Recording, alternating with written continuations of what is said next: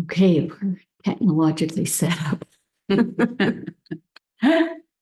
um, so we're continuing on our series of the Noble Eightfold Path, and so far we've done an overview, and then the first component, which is right view, and the second component, which is right motivation, also known as right intention or right thought. And today we're doing the third component, which is right speech. The goal of the Noble Eightfold Path is a path to bring us to the end of suffering. And we're talking about mental suffering.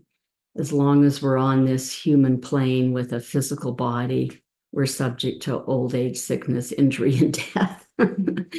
And so that kind of suffering is not going to go away, although it will be much attenuated when we've come to the end of mental suffering, because we won't be sort of fussing and moaning and groaning about our physical complaints. So we won't be worsening them. They'll just be the baseline they are. So in order to come to the end of this mental suffering, we need to see reality. And in order to see reality, we need clarity. And so a big step of this goal of this path, this Noble Eightfold Path, is to bring us to clarity. And the way we get to clarity is through stilling our mind, bringing it to peace, to stillness, to unification. And so the Buddha has set up the Noble Eightfold Path in sort of three sort of general stages, although all of the different parts of the path are supporting each other all along the way. But there's three sort of general stages to bring us to this stillness that will bring us to clarity, that will bring us to the end of suffering. So the first stage is the morality stage. Because if we're behaving in a kind, gentle, respectful way, we're not, we're being moral, then when we sit down to meditate, we have no remorse, we have no guilt feelings. And so that's the first way that the mind can start to be peaceful. If you've spoken harshly to somebody or done something else that you're feeling remorse about, then you sit down to meditate, and then that's what's going through your mind, and it's hard to settle. So first level is morality. And we're starting that today because right speech is the first component of morality. Then the second component is actually our meditation practice. So once we've taken care of our behavior and our speech, once we settle that down, then we deal with the more subtle aspects of the mind, settling down the mind. And then that brings us to the third component, which is the right view, like seeing reality. And then that allows us to gain the insights, to experience the insights that bring us to awakening. So right speech is mentioned many, many, many places in the teachings of the Buddha. So if you want to look this up, one reference is the Digha Nikaya, chapter 22. That's the long length teachings. And the Buddha says, and what is right speech? And remember that right speech also includes our written words. So what you type in an email or a text, or what you write in a letter or whatever. So it's not just our verbal words, but our words that we send to people visually. So, and what is right speech? The refraining from lying, divisive speech, harsh speech, and talking nonsense. And then the Buddha in another place said, see the danger in the slightest fault. So it's sort of like we don't do this in a partial manner, like we really, really want to do this fully. Because speech, wrong speech, it can break lives, create enemies, start wars, or on the positive side, with right speech, we can give wisdom, offer wisdom, heal divisions, and create peace. So speech is very, very, very powerful. And I think it's the major thing that we need to, work on. And that, most of us aren't stealing or killing or raping or whatever, so this is the main defilement that we need to work with, the wrong speech that comes out of our mouths. Now, it's interesting, in Buddhism, the motivation behind having right speech is not obedience. You don't have right speech just to obey the laws of the household or the laws of the land. We have right speech.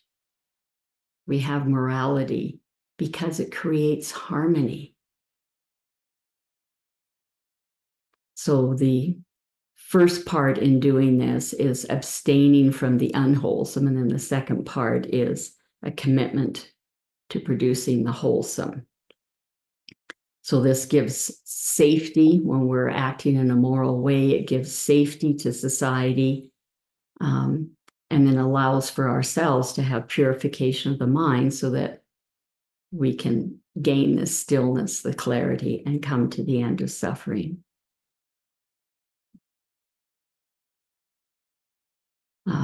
So benefits of not lying or speaking the truth is it leads to trust.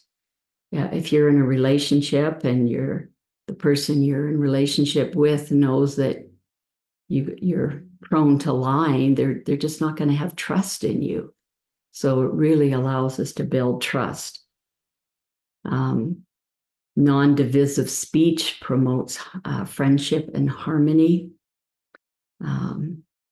And that comes from our mind being filled with metta, loving friendliness, and empathy, compassion for others.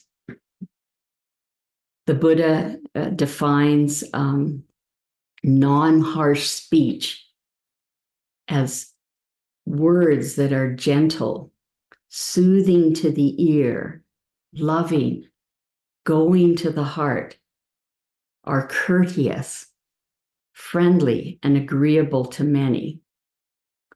It's interesting that he says agreeable to many, because no matter how positive our motivation is and what we're saying, we may be trying to be very kind, being very helpful, but how those words are received really depends on the state of the person receiving them and their perception. So even though we might have right motivation, it may not be perceived that way. And, the Buddha was an amazing psychologist, so he knew about that. So that's why he's saying here, agreeable to many.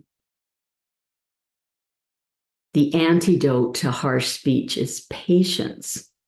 Learning to tolerate blame and criticism from others, to sympathize with the shortcomings of others, to respect differences in viewpoints, and to endure abuse without feeling compelled to retaliate. So we never want to retaliate, but we also don't, we don't want to be a doormat.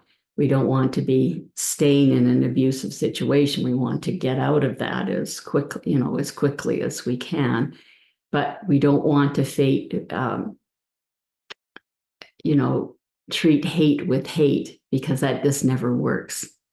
So that's, this little paragraph here is not saying be a doormat and let people abuse you, but it's just having that patience that if somebody is upset and using harsh words, that we don't take it personally, that we can see it's coming from somebody who's wounded, and if necessary, we can get out of the situation, especially if it's, if it's really abusive.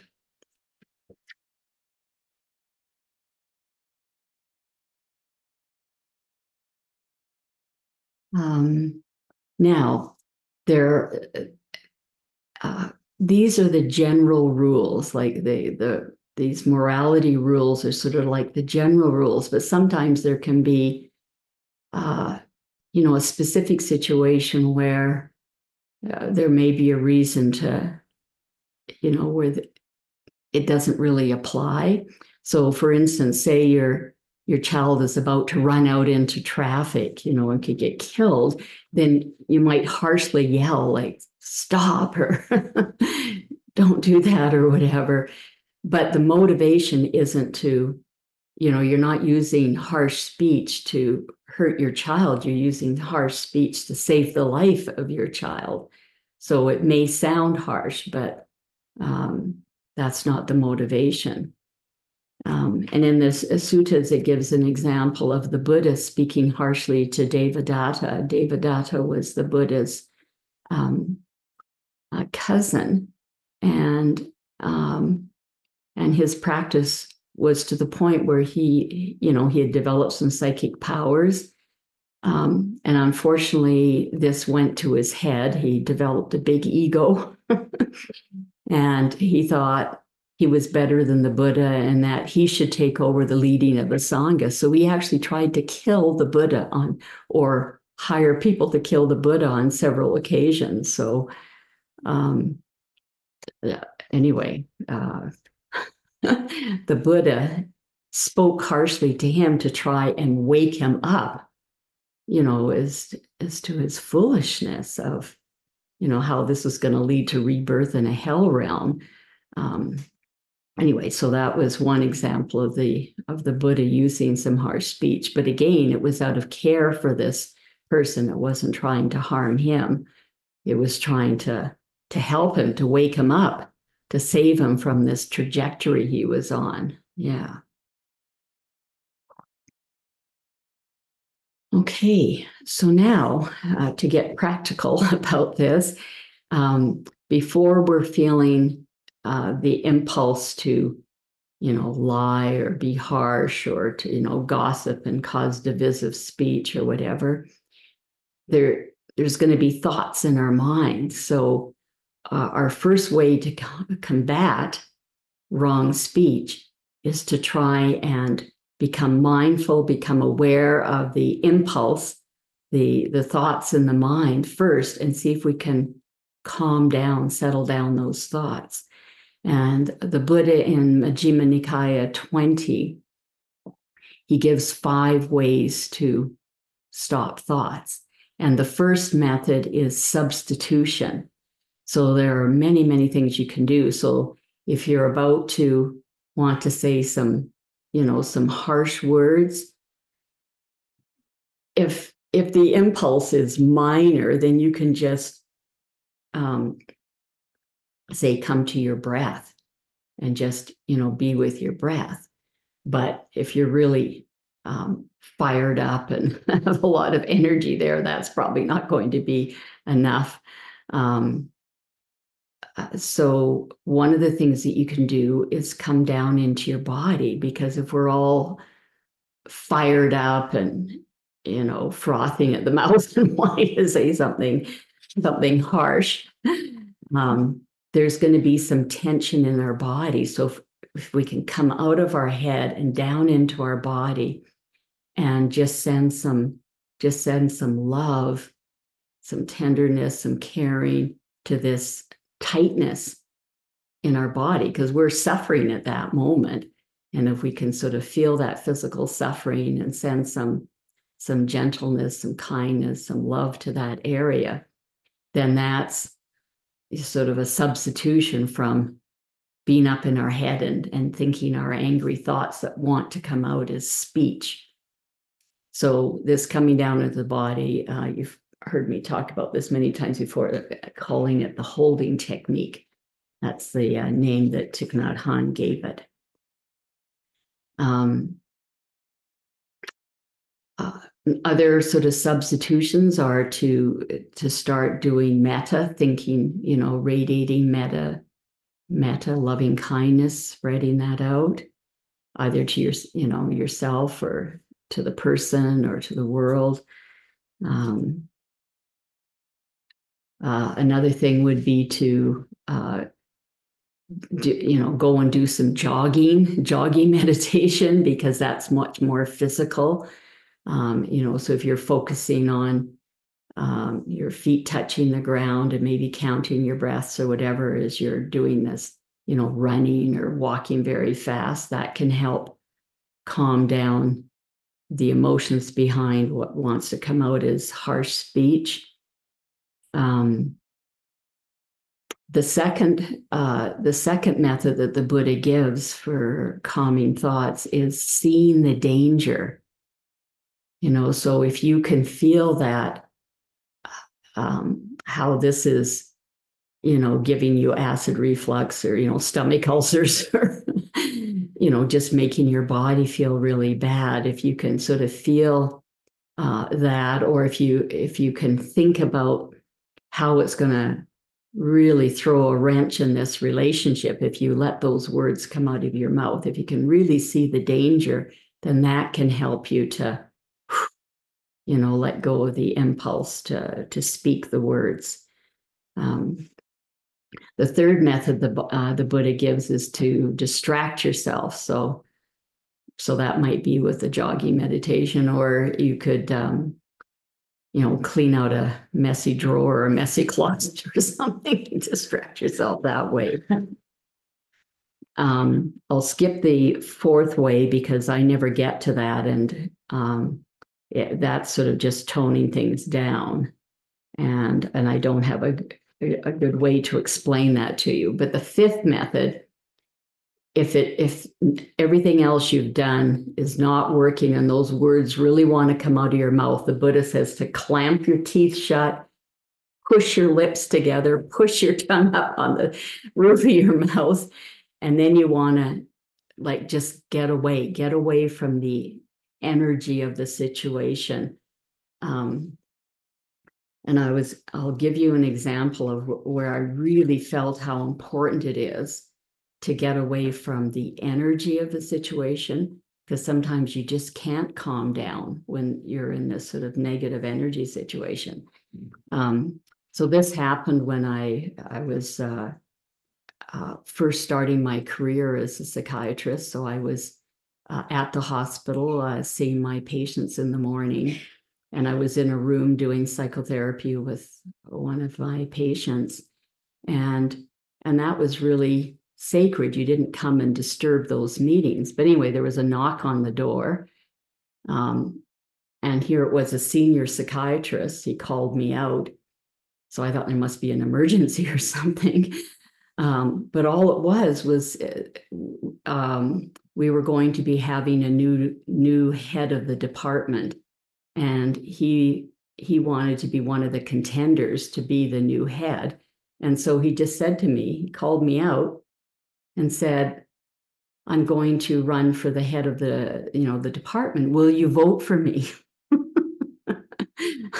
So I'm just shattered.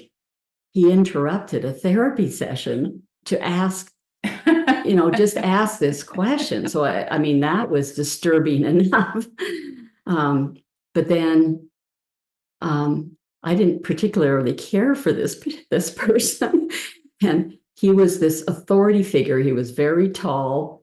He was close to retirement. So he was very senior. I was just a brand new psychiatrist. And so I was just terrified. There's no way that I could say to him, I'm not going to vote for you. So it was a very, and I'm just freaking, what am I going to say? Because he said point blank, will you vote for me? The answer was no, but I couldn't have that come out. So then I remembered a meeting from time to time, we had these team meetings that had all the psychiatrists and then a representative from psychology, from social work, from OT, from the nursing staff. And in this particular meeting, one of these other team members had spoken, and he had been very disparaging of their contribution. So I managed to choke out to him that I felt that to be the head of the department, you had to be a team player. And I said, I can't remember what I said exactly, but I sort of implied that he hadn't sort of demonstrated team playing in this meeting. And he just looked me in the eye and said, "That wasn't me. That was Dr. So-and-so." And then my head just started swimming because my memory was he had said that. But then, here's this authority figure, and he said, "I didn't say that. So-and-so said that." And then my brain it was like I had no footing. I was just kind of floating. And anyway, then he left, thankfully. And about a half hour, an hour later, I'd calmed down. And then I remembered extremely clearly he was the one that had been disparaging. But while I was in his presence and he was saying these things to me, I couldn't even think straight. So it just showed me the super importance of when you're in a lot of negative energy like that, you've got to get out before you can start thinking clearly. Okay, so the first thing we do is try and calm these thoughts that are wanting this wrong speech to come out of our mouth. Then once calm, then we decide what's the best thing I can do? Like, how can I best address this situation? And sometimes the best thing is to do nothing, but other times it's important to do something. And a really good thing to do when you're in relationship is to follow Thich Nhat Hanh's peace treaty. And we have this on the website. It's a little bit difficult to find, so I'm just going to quickly show you how to find it.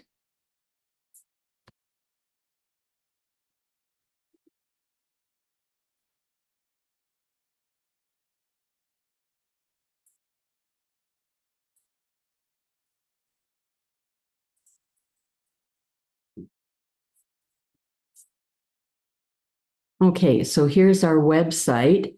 And along the top here in the menu, it has teachings. And then you come down to the basic teachings. And then you go to lesson 3. What the basic teachings are is I just wrote 8 essays some time ago to try and introduce people to all the basic concepts of Buddhism, sort of the jargon and everything. Anyway, you go to lesson 3, which is called I Want and Difficult Emotions. And then you just scroll through the introductory paragraph and you come to next step, download the PDF of the entire lesson 3. I push on this arrow, and then on my computer, it gives us a check mark. Whoops. And then it comes up to the download.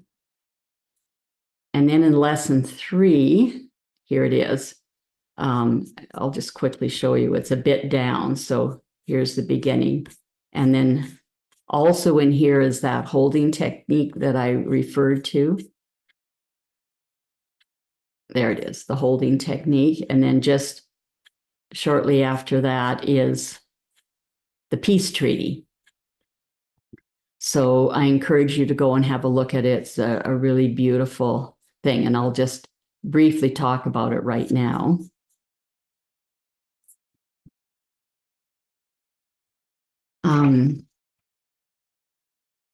So in the peace treaty, the Thich Nhat Hanh also encourage you to do what I just talked about, which is to remove yourself from the situation and then, do any of those methods that I talked about to get yourself calmed down so that your mind can have some clarity. You do not want to be making any decisions when your mind is, you're just frothing with anger or hurt or whatever, because you're just in tunnel vision. And when when you're in tunnel vision, you're feeling hurt by somebody or whatever, then you're just seeing yourself as lily white and the other person as black as sin. So anyway, what Thich Nhat Hanh in the Peace Treaty is saying is, first of all, get yourself calmed down. And then when you're calm, see if you can get that tunnel vision widened out by looking at yourself and saying, oh my gosh, I sometimes say, I'm sometimes, hurt this other person by things that I say or do. And oh my gosh, this other person does lots of loving things or caring things, So it's trying to get out of this lily white, black as sin thing and open it up and see both of you as human beings with your positive and, your good days and bad days. So getting that up. And then he emphasizes the importance of at least setting a time to talk about this within 24 hours. So you don't let this sort of simmer or stew for weeks or months and then bring it up out of the blue to the other person. Within 24 hours, you let them know, I was upset about this. Can we find a time to talk about it? And if you're too upset to say it with your words, then he has you write a little peace note, and then don't just sort of leave it somewhere hoping they'll see it. You actually have to make sure that, you hand it to them, so that you don't have another reason to be upset with them because they never read the peace note. Anyway, and then like the Buddha, he says about right speech, you utter right speech if it's true, if it's going to be beneficial, and you utter it at the right time. So in the Peace Treaty, Thich Nhat Hanh talks about, the right time, not when the person you're interacting with is tired or hungry or having to rush off to a meeting, or has just come home from a heavy day of work or whatever. So you want to make sure that it is, they're going to be in a receptive mood. It's at the right time. Anyway, so I encourage you to read the whole Peace Treaty. It's very, very helpful. Now, what I found in my own life is the Peace Treaty really gives you good support for calming down and coming to a meeting with a person in a calm manner. But then it doesn't sort of go beyond how to work things out. And so I want to tell you about this workshop I went to with Bernie Gurney. I love his name. Nice rhyming name. But my husband and I used to go to these, it was called the Banff Couples Conference. And there, they used to have these workshops every year where they'd bring in a couple who would lead the workshop. And their idea was that relationships needed nourishing, just as a garden needs, water and sunshine and fertilizer, that relationships, need this as well. And so that's what this was focusing on, this once a year workshop. And so one year, Bernie Gurney came with his wife, and he was extremely helpful.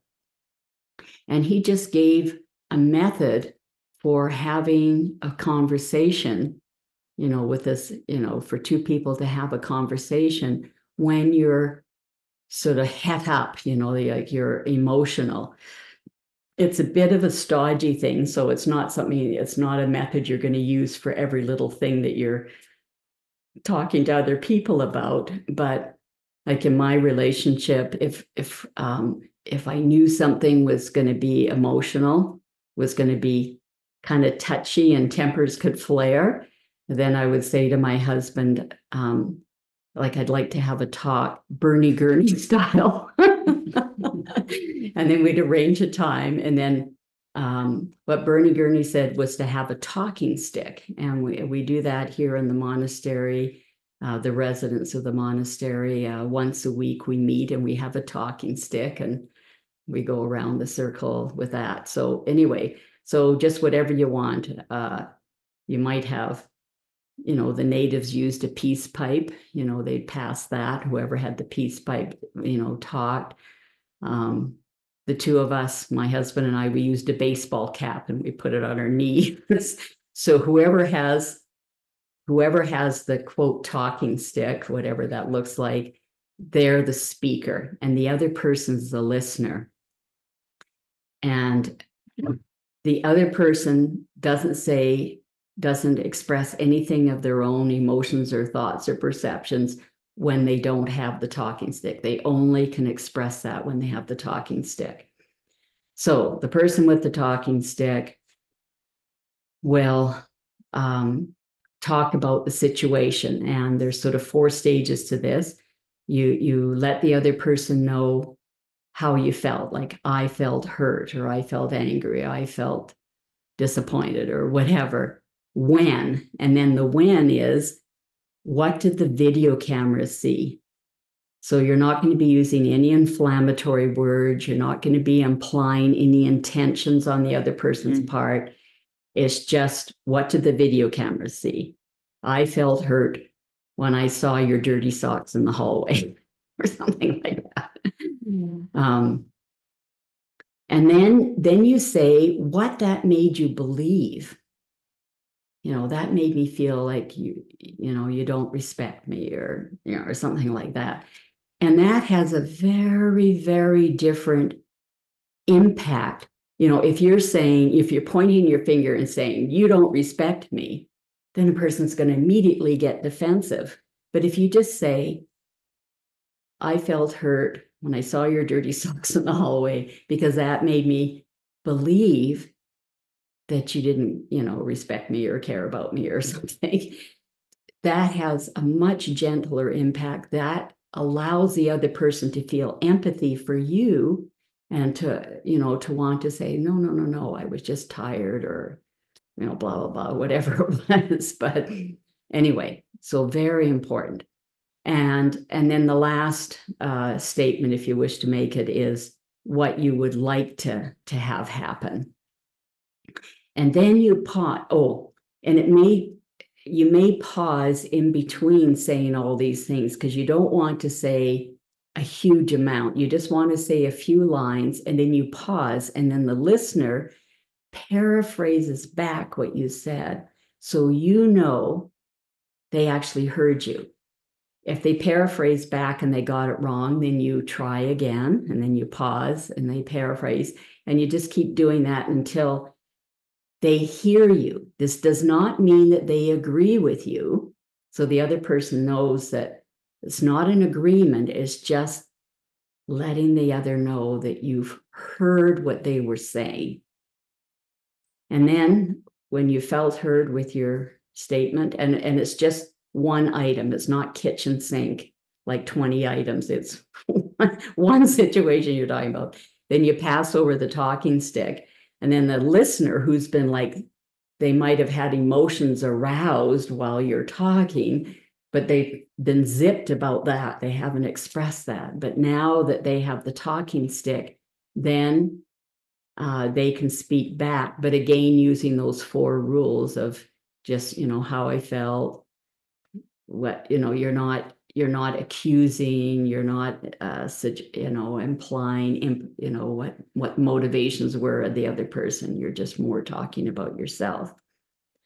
And again, pausing, letting the other person paraphrase, whatever.